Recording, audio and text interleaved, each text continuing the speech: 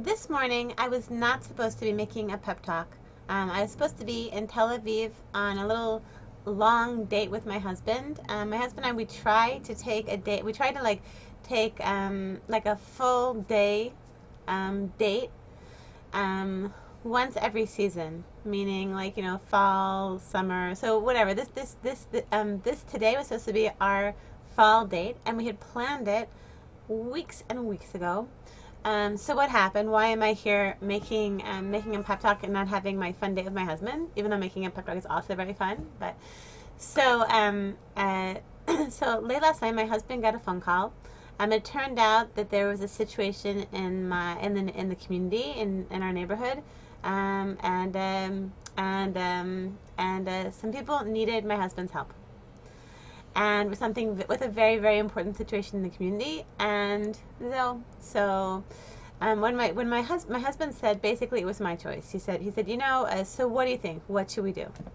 He asked me about the date. He said, we're both looking forward to the date. What should we do? And so my initial response, and I didn't say, my initial response was, no way, no way, there's no way. I've been looking forward to this for weeks.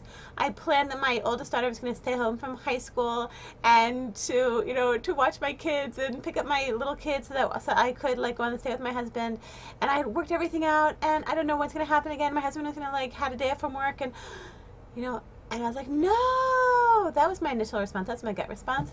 But then I washed a few dishes after Shabbat, and I just asked myself, it's something that my teacher Rabbi Niven of the Personal Development Chaboras, he always says, it's like one of his favorite phrases. He says, "What is your next step in avodat Hashem? What is your next step in serving Hashem?"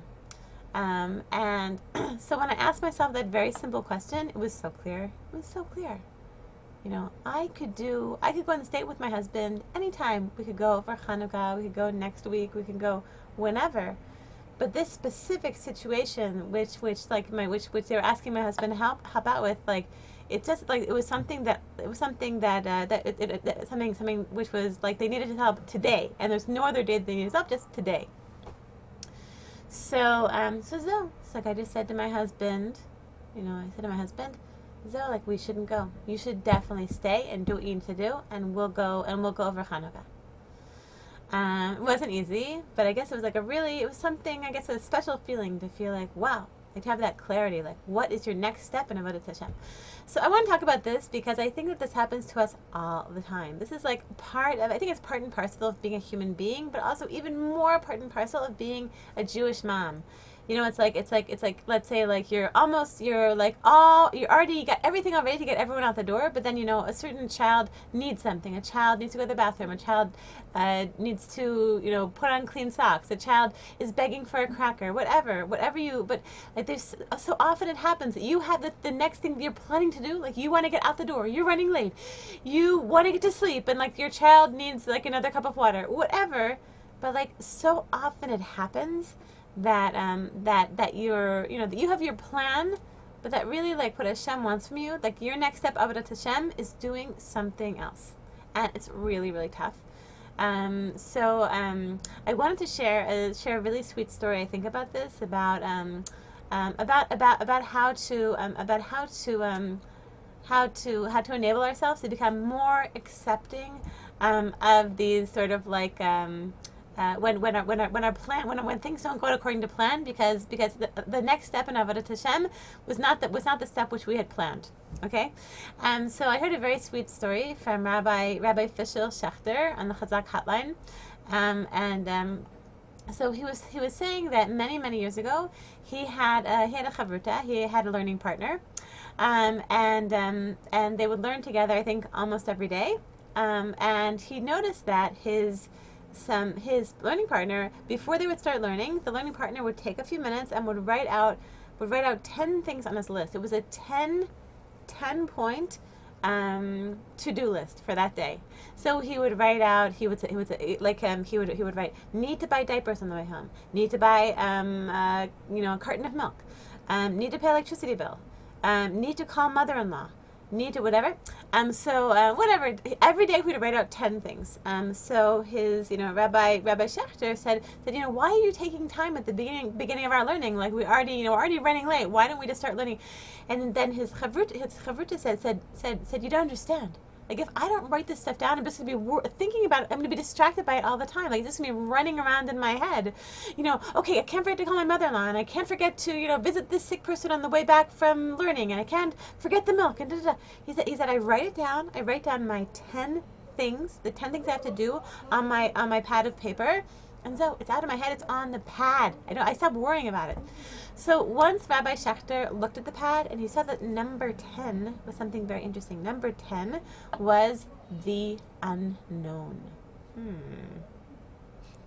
So Rabbi Schechter, he looked at it and he said, what's this? What's the unknown? So his learning partner said, well, the unknown is just, all the things that happen that we didn't plan for. God forbid there's a funeral. God forbid, somebody gets sick and you have to rush and, visit them in the hospital. God forbid one of your children is sick and you have to come home so your wife can take him to the doctor and da da da. There's always the unknown. And so he said, so instead of getting frustrated about it, then I just build it into my 10 things that I have to do. I always know, almost every day, then there's an unknown. Isn't that great? So I want to bless all of us Jewish moms. I think so often in our Jewish mom lives,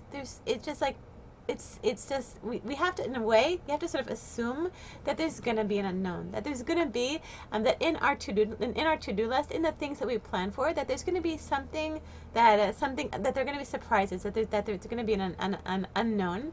Rabbi Niven once said something I thought was really, really something I thought about a lot since I heard it from him, I think about 4 years ago. He said you got to be careful with to-do lists, because sometimes to-do lists can become their own avodah zarah, becoming their own idolatry, right? Because you're like the to-do list. These are the things you write in your to-do list, or even if you're not a to-do list person, many of us aren't. In your mind, you're like, okay, what am I going to do today? Today I'm going to pick up my daughter and I'm going to go to the park and I'm going to go and buy milk and I'm going to, for me, go to Tel Aviv and then I'm going to come back. And da, da, da. But the thing is, and we think that the to-do list on the pad or on your smartphone or in your head, wherever it is, we think those are the important things. But the problem is when it becomes an avodah zarah, we assume that because it's on the list, those are the most important things. But it's not true. So often there's the unknown, and that's the really important thing. So I want to bless all of us Jewish moms that we should be able to build into our to-do list the unknown, and to be able to, with simcha, with joy, with a smile, let go of your plans and take your next true step in Avodat Hashem. I want to bless all of you Jewish moms with an amazing, amazing week.